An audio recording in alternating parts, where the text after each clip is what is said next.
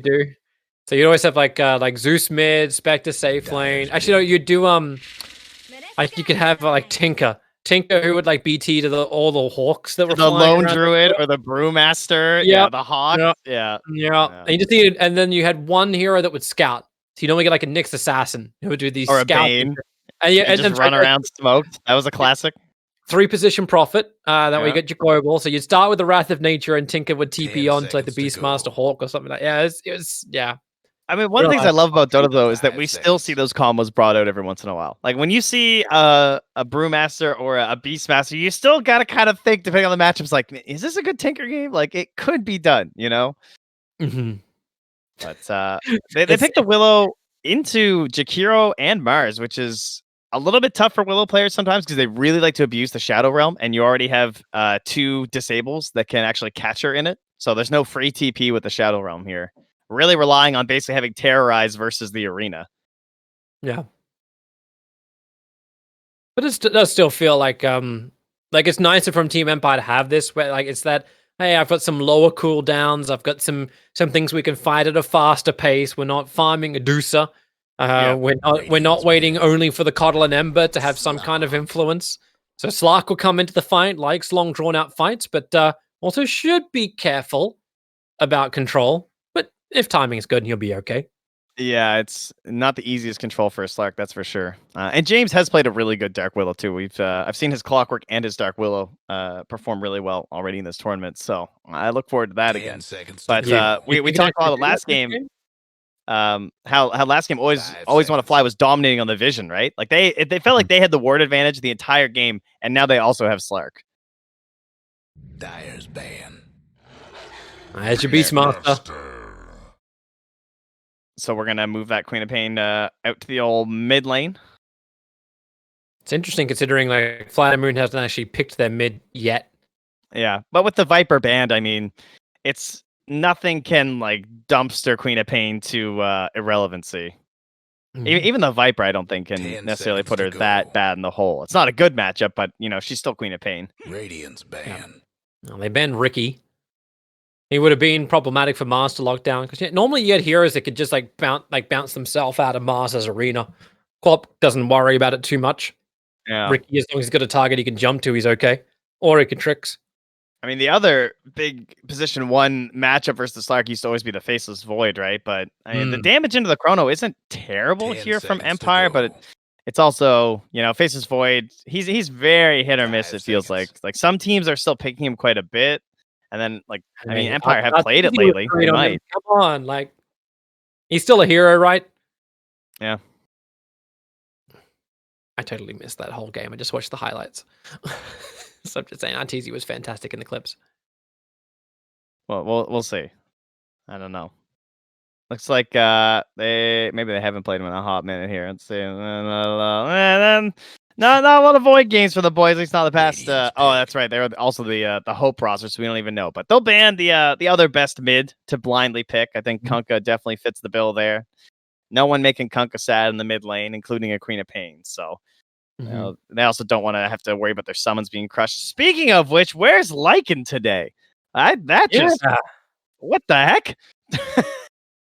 I'm not Where'd seeing he go? Lycan. I see Luna. It's like, yep, sure. Number 1 hero in the current meta, just ignored. 5 seconds. There is Mars.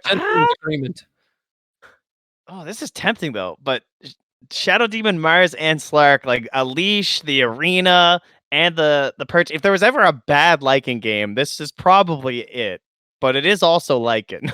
Dire's pick. It's the Phantom game. Hero.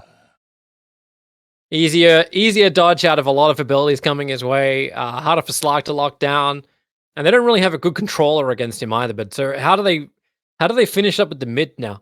They could Puck. Puck would actually be a cool pick here. The only problem is that they have a lot of control and maybe lacking the damage, but like the root and the leash rather is really good versus PL. It's like decent versus Queen of Pain in terms of a matchup. But they go for the Ab. So is this mid Slark? No, V-Tune's taking it. Fuck. Are they gonna try like the CIS mid Mars? I mean, I've seen Dendi play that a lot, but I didn't know if he played that into something like a Queen of Pain. I thought that was mostly like we know they have a melee mid. Is Abaddon really that bad in mid versus Queen of Pain? Like, I don't know. I don't think the aphotic is that bad in terms of timing, but I just wonder what your game plan is going to look like with a mid Abba will be my main question. I mean, he can do it. General Mars and Iceberg Abaddon. All right, let's go. Let's get it happen.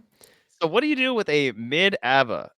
You I kind guess of have an you aggressive wanna- lineup with like Jakiro and Maris, right? I guess you just 10 build auras seconds and to go. Yeah. Yeah.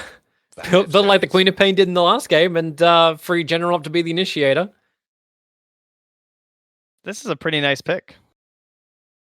I mean, with the damage, ferrying out regen, he might end up like paying for XP kind of by like constantly getting his courier out with regen and everything to help himself like sustain the aphotic because the cooldown's not bad, but it's expensive. It's like 100 and some mana every single time. And versus an int hero, trading mana is not going to go that well for you as a strength hero like him. What's the dagger cost? Dagger is 110 as well. But yeah, very much looking forward to this. Yeah. If I was on Empire, I would be trying to snipe his courier so hard as Dark Willow because that would ruin that mid lane for Iceberg. That's it for James. That's priority number one. But then again, like, how does the Beastmaster fare in his lane too? Like Slark and like, Yeah, Slark and Jakiro. I think that's the last matchup I saw was. I might have been the same two heroes where they had the Jakiro, but it was all about the constant dual breaths from Always Want to Fly. I just feels rough to try and take that time out from a support to put him to mid to try and change the balance. Yeah, for sure. Even You if it's would need just it on like- the earlier end. Yeah. Ideally, you look for when the wave's pushing in, and then you can like just try and sneak your way over to the Dark Willow. Maybe even a smoke would be worth it. And they're gonna tip him. Be like, "All right, Iceberg, we see you." Everybody get set. And they're all about this. Like, they're even calling out the bounty on Iceberg. It's like everything we've got. Well, like, let him get it out of the system. Oh yeah, no, it was actually it was Always On Fly was playing the Jakiro. They had a PL on their team, and it was versus the Beastmaster and the Witch Doctor. That's the matchup that they played earlier in this tournament, and Always On Fly crushed it. Like, he absolutely destroyed. For now, he's gonna help secure this bottom rune before making the rotation. But I was surprised at like how effective the Jakiro was, though, just by like constantly hitting two heroes with a dual breath. The damage adds up very fast because we all know it's a good level 1 value spell, but the fact that you can target two heroes is obviously pretty sick, especially with Beastmaster summons involved too. I am hoping Rob is actually 30 watching seconds this to mid go. lane where Lightless and Iceberg. Okay, so Lightless had his circlet down the ground on the high ground, and then he ran away and Iceberg put down the chicken. As opposed to fighting him. Also Beastmaster boars hunting. That's one where you can easily commit to the lane. Actually, how many attacks does a boar take to kill a courier? I think a lot. I mean, obviously it depends on the level, but damage. early on it's going to be quite a few. And away we go. That's it. Yeah, that's gonna be 6 with one up, no armor. Yeah, it's a Gotta lot. watch those towers, you know. Yeah, you never know. They will get 3 for 1 on the bounties though, with Eknart actually just running right past. Iceberg can't give up the block, so yeah, he can't really do anything to the Abba, or sorry, to the Bane, and she just TP's on down. He does rather. And Dark Willow staying up on the top, making sure V-Tune very clearly watching. You'll be happy to start with 4 Essence. And we see that same ward again, this time from Empire, putting on the pressure. And actually, quite nicely harassed V-Tune down. He brought a lot of extra tangos just for exactly this. Now Always Want to Fly. Bramble gets to be placed down. Hell of a lot of damage from Mastery. And the board's making it difficult for Slime to get involved. He's got no maneuverability. He just got the Essence Shift level 1. They just tanked so much considering they only had like 2 dire creeps. Like it was ready to kind of push back a little bit. That was a very costly engagement for them versus Empire. Meanwhile, in the mid lane, though, I mean, you're starting with a Quelling Blade, melee hero versus just level 1 Scream from Lightless even. So he's not even thinking about that dagger. He's not going to try and contest him. So I get the counter has worked then. Nice matchup. And just Is it shield really them that from good? I mean, I'm sure Lightless has probably played this. Like, someone's probably tried this before. But I'm kind of surprised considering he can only do 3 aphotic shields. That's and why you he's have getting the bottle double nice the and mana fast. pool. Just bottle up nice and fast, control runes, and then just keep running it lightless. He does a hell of a lot of damage with every swing. Yeah, and that's probably the main thing is that you probably just lose out too much in terms of the trading early on that you don't want to give the edge over. So you're just trading instead via the Scream. And It's V2 nice that he can space too, eh? So he screams the shield, then he backs away for the burst. Wow, everyone's dropping real low right now. Yeah, where's a Bloodseeker when you need one? James is even like consuming mango. Oh, we got him with the 4th. Oh, it's not enough. Aloha Dance was trying to snipe that ball with the poisons, but he needed the 5th. Okay, Toby, do you know the story behind the cheese? Why does Bane have cheese? As always want to fly denying the neutrals. I really don't know. It's not something that makes logical sense. Like what? Yeah.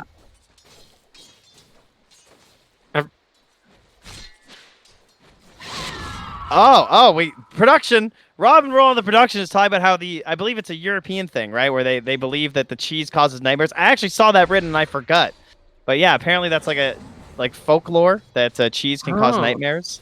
Oh, eat it at night. that's definitely fake on my line because I love cheese and toast like late at night with a little bit of pickle or something else like that. Like, it's absolutely wonderful, and I dream beautiful dreams in full HD color. So Europeans are wrong. Cheese is great at night. I will however say it gives you nightmares in the morning when you wake up. It's like, oh, I didn't know what kind of pickles are we talking here? I need some recipes, do I? Branston pickles. Branston pickles. Yeah. Wow. Yeah, Branston pickles with a slice of cheese on toast. Grill it. Be absolutely fantastic. And we're grilling it, man. You can also do you can do sweet and savory. So you can put like some peanut butter on it as well. That's not a bad combination. Now you're just getting crazy. Now I feel like you're messing with me. You can also use jam and marmalade. It's like really, really nice on cheese on toast, and that way you've got your sweet and savory together. And that is it for your easy game of snacks coming to you from Beyond Epic. Before the first blood is spilled. No wonder they took you guys out of Europe. Jeez, you were putting pickle on toast and cheese. What happened? Iceberg. He wants that rune. Get it. We got it. Get it, man. Bottle up and go. He's got a haste rune. He can move this. And he's just actually battling it. He couldn't. He had a haste rune. He had no choice. He had to stand his ground. Meanwhile, Aloha Dancer got his, and we got kills dropping across the board. PL on bottom. General was able to get that one solo without the arena, and Aloha Dance takes out the Bane. Oh, that escalated quickly. That you do not often see a double kill in a lane of 2 1v1s. That was very strange, especially when it's a Bane. Oh, I hear the music as well. Yeah. Okay. Yeah, man, it totally makes sense now. Yet still very odd. I bet you now I just wish he had cheese and a pickle. I think we should try and get a secondary style on this thing. Yeah, I'm sorry. We need to make a sandwich here. Like, just take a block. Like, where is the block? Like, there looks like he's got incomplete cheese. That's like 1.5 wheels of cheese. Oh, I think it's the rest of the cheese that Roche has. Because if you look at the part that's cut out for Roche, right? Uh-huh.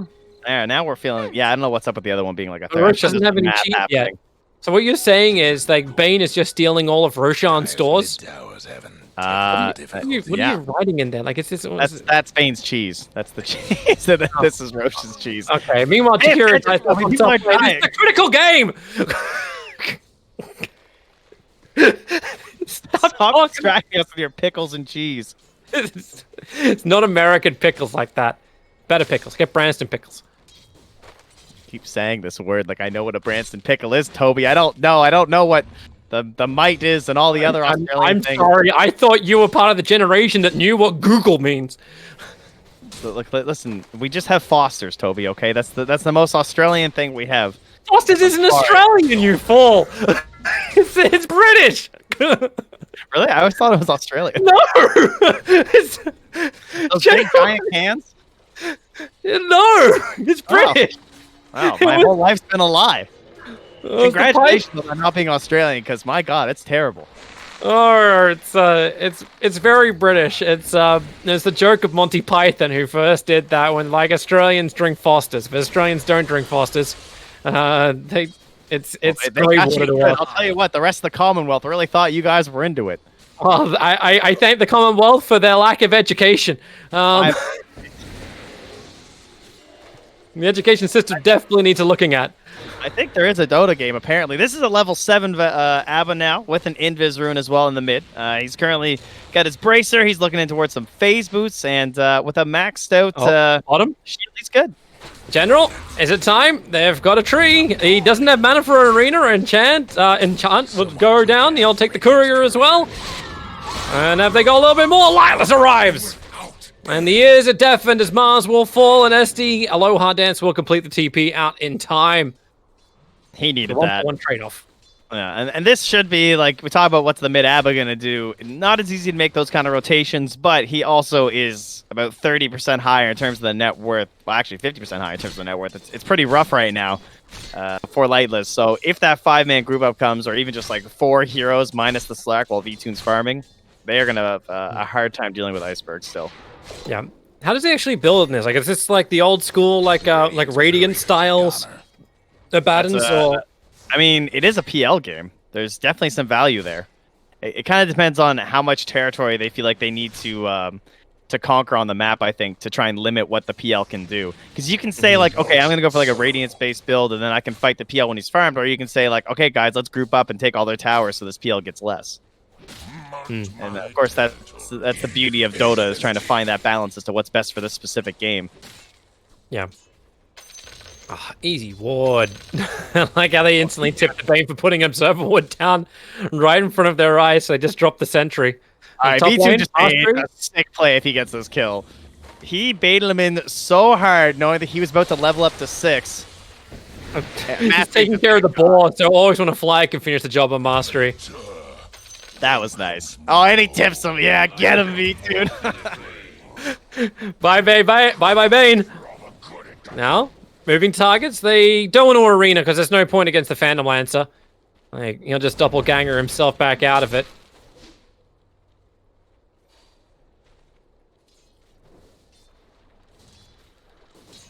Lightless just going to try and get something else done on this map again. Has the max out scream, has Sonic Wave at 10 seconds, so good timing on this rotation. Would love it if it was someone besides the Shadow Demon, but to his dismay, the weak Mars is running this way, and he's rotated down here.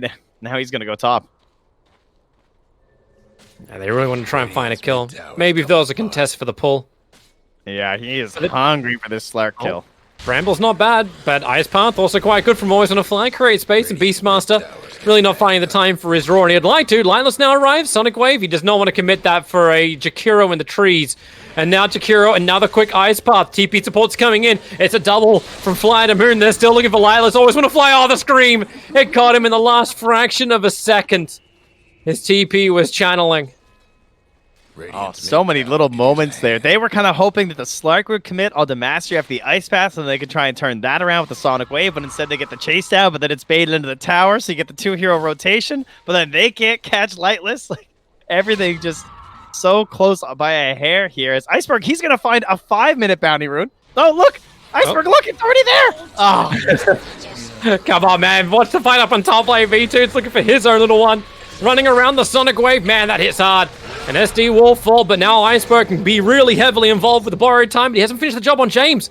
They don't have any vision on the high ground either. Necro books are out. Lightless still keeping his fight going. Slark's wondering, it's like, maybe I should stop farming on the side and come and join this fight. Nope. I'm going to finish my farm. And Iceberg's every man for himself. Needs to shield, get back behind the tower, and bottle up. Now Bramble again. Both heroes getting caught out. The Cursed Crown. Iceberg doesn't care about that. Photic Shield's a quite nice thing. And 2 cores. They are scared 2 right cores. now. Oh, hello. Always want to fly, found a friend. Dual Breath and Ice Path. And this is exactly what you were flagging before, Trent. James does not have good answers to lower the control of FlyToMoon. Yeah, it's kind of like a jug where it's like, oh, it's a good jug game. I can like spin TP. I think Willow players look for the same way. They're like, oh, it's a sick Willow game. Like they can't stop me if I just Shadow Realm. And I mean, they knew when they made the pick, so they're relying on other factors. But it definitely makes the hero a little bit worse at this stage of the game, especially. No, man, that was a a moment that would have been very tempting to rotate, I feel like, for Smiling Knight, even without a defusal. Like, that was such a messy fight, but he just wants to keep this area all to himself. Like, if he goes up top, they don't actually have the push to finish a tower like that at this point in the game, so he's not going to be able to, like, stay in that area. So he's gonna try and keep this farm up, as Iceberg does indeed look towards that Radiance. Yep. He's feeling it for the team. It's the, like, deal with me build, right? Like, you could see how they were kind of ignoring him a lot in those previous engagements. It's kind of like burning his mana, but another little pick off there up top from Mastery. But they at least have to do something about Iceberg if he's going to have that big burn going. Value Sentry, James. And get rid of both the Orbs and the Sentry, and still looking to make sure the General feels pressured. And Slark is really trying to finish his own Diffusal Blade as well. But it's taking too long. I still haven't seen FlyToMoon be able to actually have an ultimate with General, or some kind of group up. Like, they're losing their tier 1 tower on top. Mastery and Lightless. A lot of pushing power behind them. The beauty of these 3s that can pick up Necrobooks nice and early on. And then still have a big army. And Iceberg's like, alright, screw it. I'll come bottom, I'll look for a target. Quick doppelganger away, and Smiling Knight uses that one last little creep to bounce out. Yeah, I'm surprised they gave that tower. It was like 100% HP, but they wanted the play after, I guess, with the smoke in the arena. I actually thought the Quap was going to blink into that. But instead, they go after the Beastmaster. Control needs to happen with the spear. Observer Ward gives the information. General looking for the good target. Up into the trees. Beastmaster trying to play with his own information. He almost jukes this perfectly. Alright, they'll have to arena. Push him against the wall and bring him down.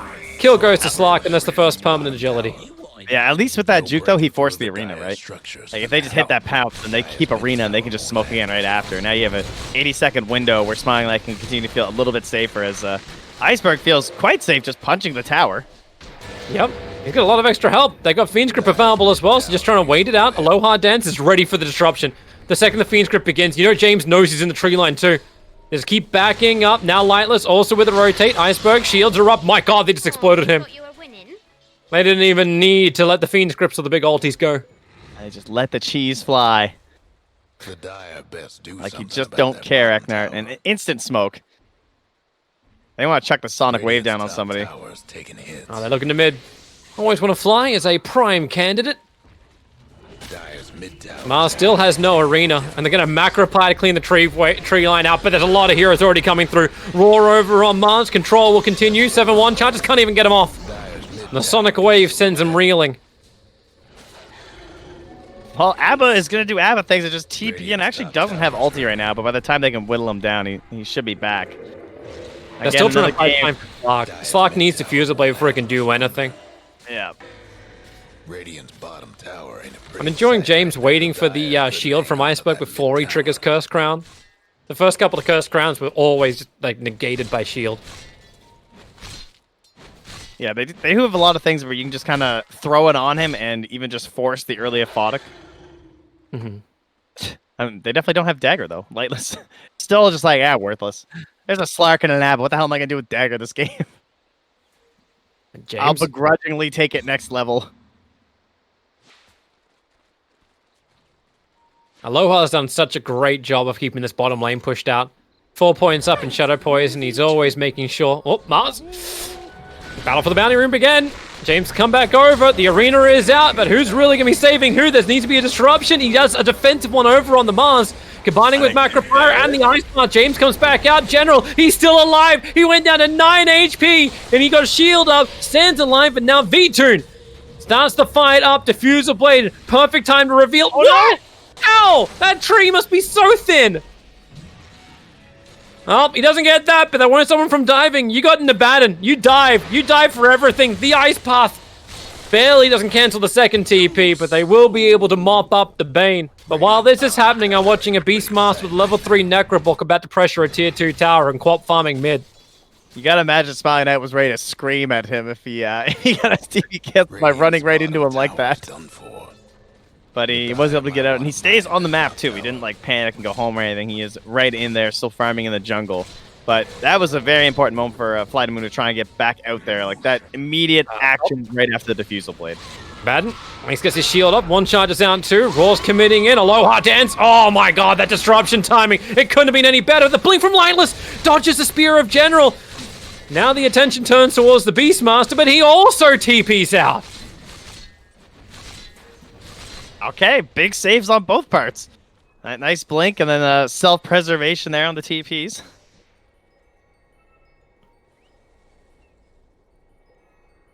And we got ourselves a little bit of a game here. We really do. Nice and tight. No one's really got a huge advantage. Golden experience, and it's about 2,000 swings opposite directions. And we're about to hit up those tier 2 items here as well. Free money. Did we ever decide, like, was there ever, like, a law of, like, where these items came from for the jungle? Or do they just magically appear in Dota at one point, and it's like, this now exists? I'm sure Slack says something. Mars is now dead.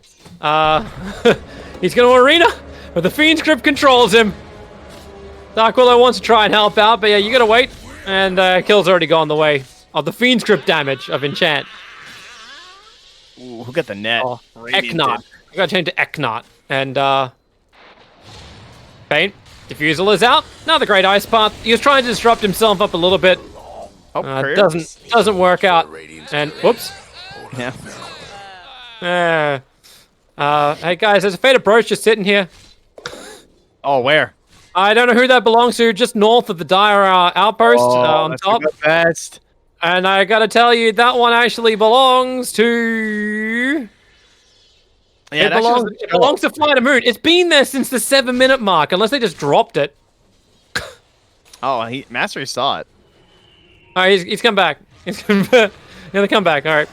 Iceberg picked it up. I'm guessing they dropped it. Passing it off, yeah. Why would you drop it on the ground? Like a fake pass.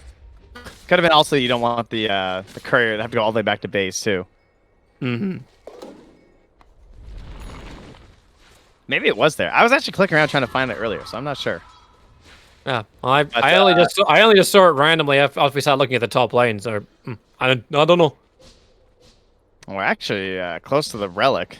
So all these defenses from FlyToMoon and that first aggression from V-Tune really helping. We talk about making time for the Slark. Now V-Tune's swapping over to make a little bit of space for the Abba. Oh, Mastery. This is the guy they need. Beastmaster. Oh, yeah. Mastery playing Beastmaster. Nice. Everything has a lovely jingle. It all fits together. Queen of Pain and Bane. I don't know what they're looking for up on top. That also rhymes. It really does. We have a lot of options. It's good depth today. And the movement forward, Slark looking for his own target. The support, it's Iceberg who started all up, and James caught on the wrong side of the tracks like Queen of Pain. Again, he just runs. Save me! Blink me away with you! Don't leave me here! This parachute can only carry one. Yeah, unfortunately, that's the plight of the Willow, this one. Yeah, and just like Sean Connery, this has to be left behind to the top of the tower. Shout out to anyone who knows what movie I'm referring to. Jakiro? Always want to fly? I felt like a little like entrapment. I think Aloha dances out. Yeah, he's good. Oh, maybe not. Never totally out, but as long as you've got an Abaddon behind you. Yeah, they got the buddy. You got a friend. There, I guess. Although Mastery's returning with a vengeance here and wants to take back control of this part of the map. You know, he's a Beastmaster. If you're a Radiant Beastmaster, this is your home. You own this domain. With your Hawks and your summons, you just want to keep pushing in these waves and trying to deny farm from the enemy team. Fortunately, as the Dire, though, you do have both Ancient Camps. But yeah, you don't get Roche. That is the cost. Queen of Pain's looking at Roshan right now, so in we go.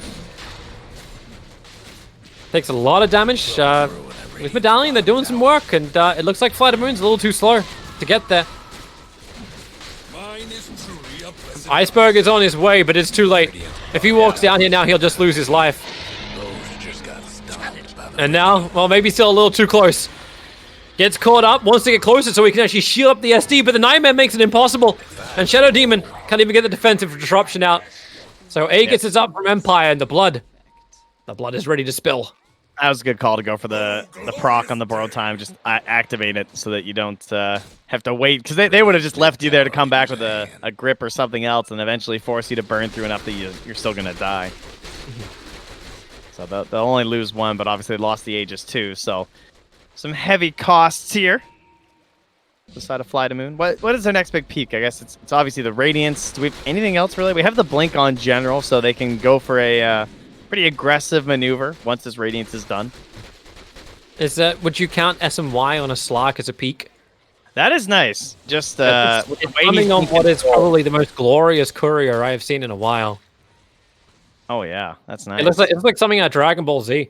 But meanwhile, we should look at mid lane because that's probably more interesting as Mastery caught out once again.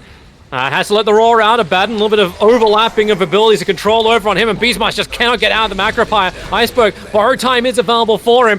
He's still trying to back up. Smiling Knight. Well, Iceberg actually delayed that quite nicely. Now the arena, they blink the back lines. Bane's getting caught. Lilas wants to help out. Sonic Wave will do exactly that, but Mars still tanks through a hell of a lot, but can't tank through all of the PL's damage. It's Slark. Also under pressure. He regens, turns around, ready to have his own little bit of an engagement. Jakira's got Ice Path back off cooldown. And with the Observer Ward, they know what they can get away with. But they can't hit the stun. Can't find a good target. And it's the Aegis target. I love this timing from the PL, though, where you have, like, Hood, Diffusal, and then you're starting to get into the Manta. You just feel so strong in these team fights, especially when they're a little, like, discombobulated, like, kind of chaotic team fights, where they're not necessarily landing that big chain stun onto you. When you know that you're going to be that big target, like, they got the arena onto the Bane. That's a win if you're Eknar. You're like, okay, I got speared in the arena. Sick. You know? I'm very okay with that. The only problem is that, obviously, if you don't spear the Bane, then he's just going to, like, Nightmare or Fiend's Grip you, so you're kind of forced to target these saving heroes. Yeah. It's when you're Shioma, it's like, you look for more damage. I kind of like the way you put it before with, like, a Faceless Void pickup. It's like, oh, that's been really nice, but where's the damage going to come from? And Slark takes some time before he's going to wind up to that. Iceberg, once again, going to get attacked in. I always want to fly there with an Ice Path to make sure Smiling Knight can't just keep the attack going in. But Iceberg shields now for another turn. Still has his ultimate available. Not triggering at the borrowed time, but the movement now goes over to Chikiro. Another great Ice Path. Smiling Knight spending most of his time stunned up, but the back lines, they've caught out the Bane. The roar from Mastery. Bane actually walked into the wall of General's arena. That's what killed him off. This V-Tune keeping Lightless control for the moment, but General can't get away from the Necro books. Beastmaster makes sure there is no more fight to be had. And V-Tune tries to get back up into his own tower while Iceberg feels like he's just having his own battle with a Phantom Lancer. And Slark needs a way out. He needs something out. He doesn't have Shadow Dance, but he's got a long-range pounce, and he's able to dodge the Bramble. Yeah, it's a hard get back home. Oh man, I was just following Smiling Knight that whole fight, and it's like, sure, the Radiance is done, but when you start looking at like the other AoE damage and targeting down a PL, it's just not that easy. I mean, they're trying to chuck Shadow Poisons at it, they're throwing like dual breaths, but if he's not standing in Macro Pyre or something, these illusions are just not going down that fast. I always remember the old advice of Goldblack. Goldblack always said, why do I care about illusion? Actually, no, it was a Goldblack. No, it was Hani. Hani was always like that. Like, itemize to kill off the primary. I don't care about the illusions. And that was with the old PL. Or the illusions would live forever. Ugh. Do not speak of such devilry around here. TI3. TI3. Oh, whoop, blink. Spear, a little bit off target. General probably thought and that little harpy was going to go for the rune. But now she's locked in the arena whilst a good pounds forward. V-Tune waiting to battle off with the Bane. Nightmare wears off, and they will be able to get their kill. But a lot more support arriving from the Phantom Lancer. Giving the rebuttal for the support. And always want to fly, just evaporates. To Phantom Lancer, and Phantom Lancer. He'll look for his other target onto a Baden with a Sonic Wave. It could have been enough damage, but it wasn't. And it will be enough for Aloha Dance to die. Yeah, 5 armor is not a lot of armor right now versus this PL. Jeez. I did not think he would die that fast on that Jakiro. You think this guy is like one of the tankier supports, but always on the fly is very determined to not buy items when he plays, it feels like. It's just like, I'll get my bracer and then I'm good. I just want to buy wards. Oh. Aegis the Immortal is finally timed out. It's the man that's already been pretty hard to kill. At least isn't having to die twice. Yeah, I guess now at least maybe they'll feel more confident in committing on him now that they know that it'll, be the final kill and he's not just going to respawn and make things worse. So, we'll hope that with the Basher, that they can start looking a little more formidable in these engagements. But if you are on the side of Empire right now, you're just thinking about that next Aegis, clearing out these tier 2s. I mean, I'm sure you can probably just take top and mid even without it. It feels like at this point with how strong they are. And this BKB on Lightless is just going to do so much in these team fights as it already has. Yeah. He said, like, that Basher, like, it needs to do lift. It needs to lift so hard. But they also need to get the initial stuns out. Taking so long. So at least the Basher has now arrived. Or actually, it's coming out in the courier, so it's not ready for the fight just yet. Abaddon, a little bit too far forward. Got that double damage rune all bolted up. Ready to go if the fight is going to start off. But he'll need his borrowed time. Now the Basher has arrived onto the Slark. But you've already lost your borrowed time in these Necro books. My god, the Roar as well. They're going to get the kill. Abaddon goes down. He's got buyback available. He's already wasting out the DD. Maybe with the Macropie in general, he gets a good ultimate off. They are all being hit up. They can't get the damage they really want. So really, the arena is just used as a holding pen for the moment. Another quick ice path, but it won't matter. The BKB had enough time left. The Lightless can get his attack in before the ice path's done. Yeah, Eknart had a nightmare save to keep Mastery up there, and then he just had to stop moving. He ran into the walls once, almost died. It was like, okay, hold. Please try to keep myself alive. Shadow Dance. Shadow Demon. Aloha Dance. That's a combination. Already getting attacked in, and backlines Lightless just right on top of him. It's Hero with a Sonic Wave. Lightless can pick up the double kill, and V2 needs something with the Fiend's Grip. Eknart's there. Hold the line. Hold the Slark. And break the back of FlyToMoon. Avoid the bottom two in the lower bracket of the elimination of the group stage. That's what they need to do, and they're doing it right here, right now. They were so close to getting that final bit of damage onto him, but it's very interesting watching how this counter attempt of the ABBA is working versus the PL, because if the fight could just start instantly, it would be way more impactful with this Radiance on the ABBA. What's happening is that there's an engagement that's started off by Iceberg just being chased to the back line of constant mana burn. So every fight, Iceberg's starting either like that one where he's just straight up dead, doesn't even has to waste his ulti, or he's at 30% HP and mana by the time he actually starts engaging Empire. And you're not getting a lot of value out of this big mid lane core right now. So how do you find that value? They got to find something here, FlyToMoon, if they're going to try and turn around a 10k deficit. I mean, he's still if the mana burn is gone from the PL, sure, there's, Beastmaster's kind of annoying too, but they have to get that initial lockdown on the Smiling Knight. That's the only way to win these fights. Bye, General. Yeah. Sorry, for a moment I thought maybe he had an opportunity, then I realized, nope. Nope. Slark? He's just coming for a farm. Diffuser Blade out, but Doppelganger away.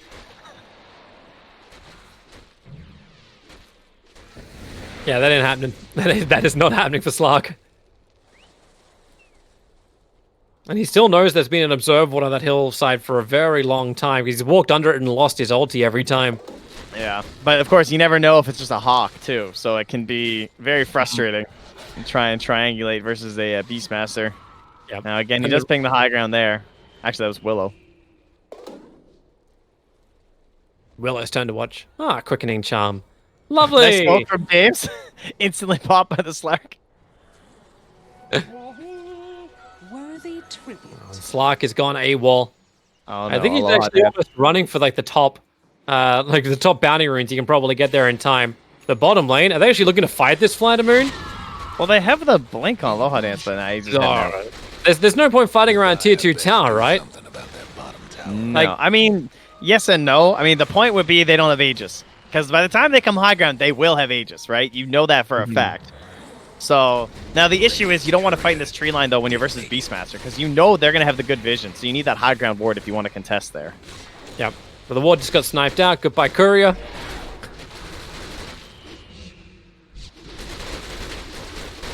And they just form a line while Slark gets to go out and keep the farming going. Spider legs, anybody? Assault Cuirass is now done for the Abaddon. Some new items are arriving. As you said, Roshan will be a critical thing to look for. He is up. He's ready to die. Yeah. And with the Abyssal, that's going to open the slot, and then they can just put the Aegis on the PL. Cheese on Lightless with his BKB. Very likely.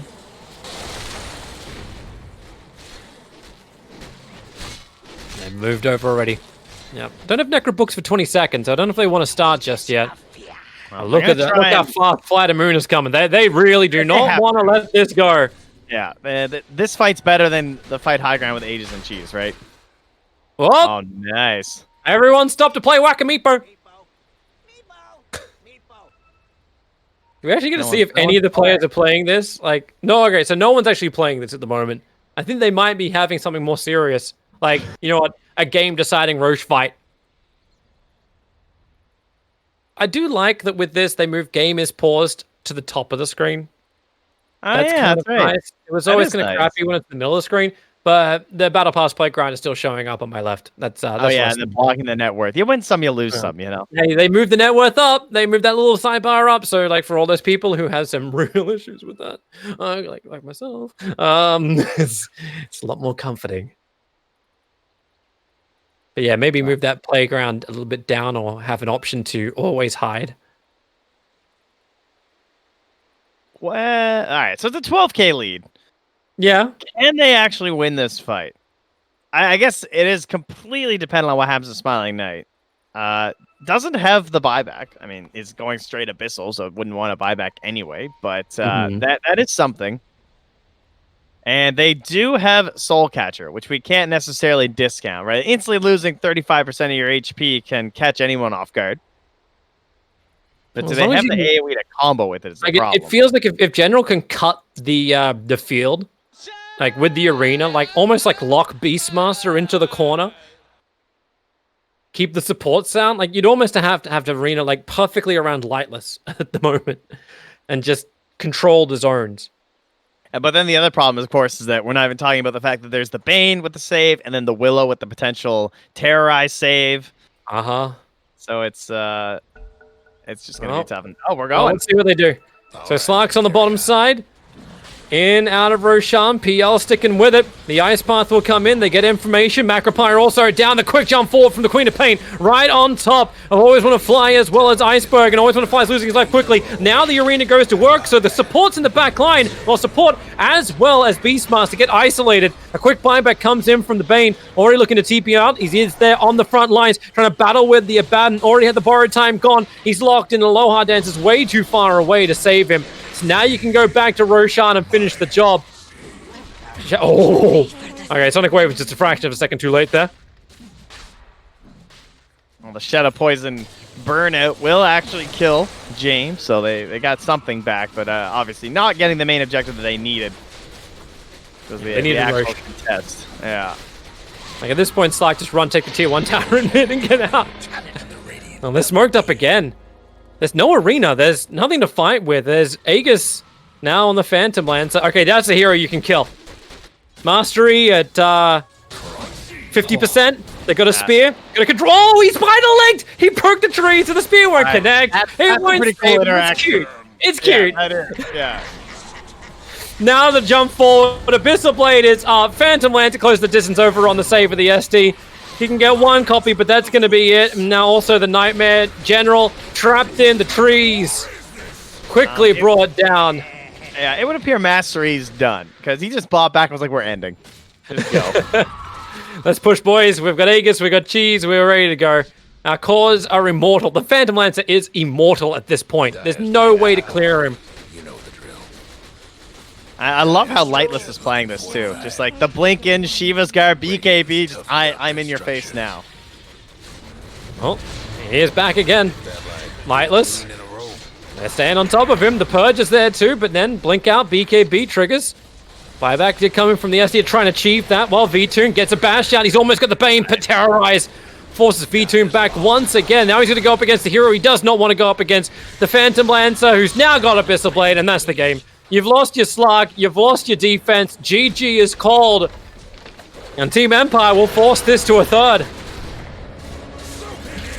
Excellent stuff here, Empire. Great PL pick. That was the perfect hero, and the answer of the ABBA was not quite there.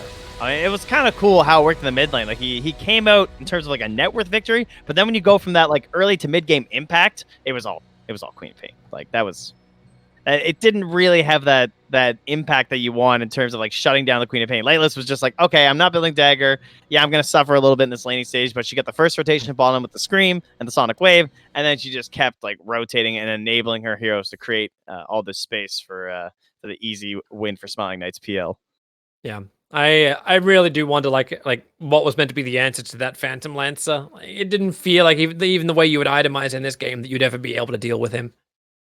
Yeah, I don't know how I feel about the way they went about it with the ABBA. I feel like maybe the more likely case could have been trying to push towers on the earlier end, but obviously with the way that those early rotations worked out and good defenses and turnarounds from Empire, they felt like they didn't have that snowball potential, and that's why they went back for this Radiance and everything to try and get the win instead that way. But it felt like their better chance might have been trying to just like group up and play before the PL became an issue. But obviously that's still a very hard thing to do in the current patch. And I think if anything, the hero that probably let them down the most would be General's Mars. It felt like he didn't really get a great lane to start, and his early rotations didn't work out very well. So they were probably counting on him a little bit more to slow the pace of Empire. Yeah, I don't even know like who he's meant to rotate on. He can't go against the PL. Yeah. He can't go against the Queen of Pain. It's like, also we can gank Mastery, but Mastery gets early Necro Book, and even like I remember like they try to kill him on bottom, and it's like, okay, we're gonna duel him up. No, we're just switching to support, kill off the Bane because you can't focus on the primary hero. And that's not even like a knock at General. I mean, this is a first phase Mars, right? So it's just like what you needed with the lineup you wound up with, the Mars just couldn't provide for you. Yeah, it was rough. It was rough to say the least, but it's good for Team Empire. They get themselves 1 point, giving them 5 in total now, but of course they want to get more to ensure they at least get a tiebreaker to stay in the group and confirm themselves the 3-4 position coming out of the group. So they want to get themselves into the money, and we're going to make ourselves the money. We're going to a break. We're going to run commercials. Stick around and watch all of them. They're not going to be great. No, I mean, they're going to be great. I'm sorry. Yeah, really good marketing department over at Twitch. It's going to run all those for you right now. Hey, Toby. Yeah, we'll be back.